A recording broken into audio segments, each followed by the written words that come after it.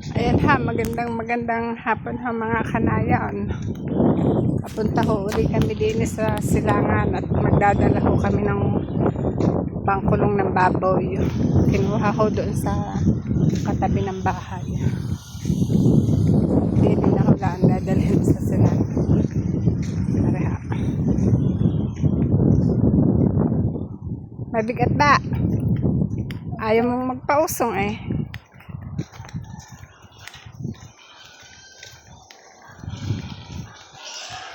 Ayan ha.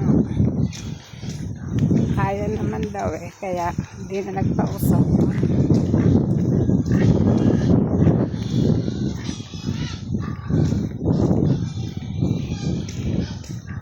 Oops.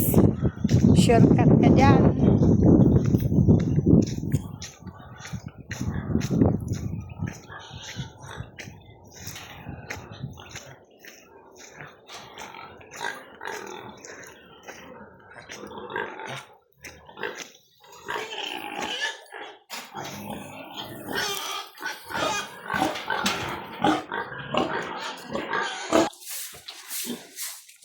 Ayan ha, nandun na ang tatlong bangkulong. Ayan ha. Tatlo na ha. Kulang na ho lang ng isa. Arehong, isang ilalagay. Ayan.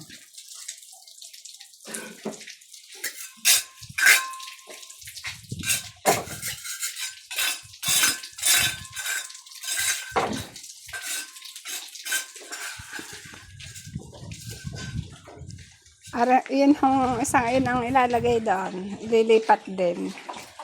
Yan, yung isang buntis ho, yan, yung malaking yan.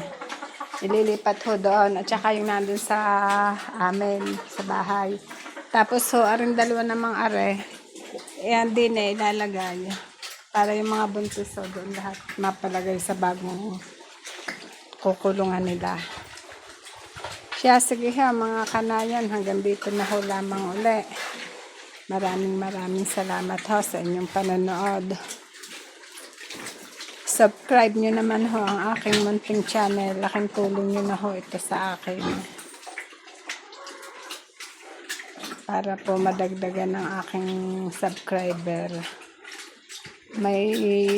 Nung nakaraan po, may 4 na subscriber po ako. Tapos po may dumagdag na 6.